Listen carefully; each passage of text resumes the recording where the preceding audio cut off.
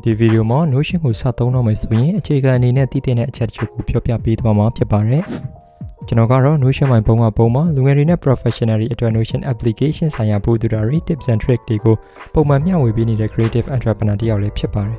။ Okay ဒါဆိုပထမဆုံးကျွန်တော်တို့ site bar မှာ plus icon လေးကိုနှိပ်ပြီး page အသစ်တစ်ခုကိုယူလိုက်မယ်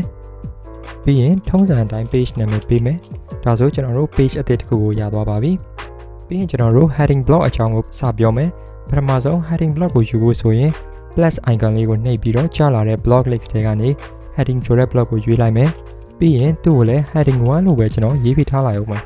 ဒါဆို heading block တစ်ခုကိုလည်းဖန်တီးပြီးသွားပါပြီ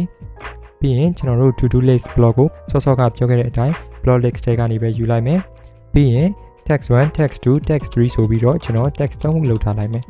ဒါဆိုရင်လည်း to do list block ကိုဖန်တီးပြီးသွားပါပြီပြီးရင်ကျွန်တော်တို့ bullet point လေးတွေကိုလည်းယူထားလိုက်ပါအောင်မယ်နောက် block တစ်ခုဖြစ်တဲ့ trigger block ကိုလည်းပြောပြပေးပါမယ်ထုံးစံအတိုင်း block list တွေကနေအရင်ယူလိုက်မယ်ထိုကဲထဲမှာအခြား block တွေကိုလည်းထည့်ထားလို့ရတယ်အဓိကကတော့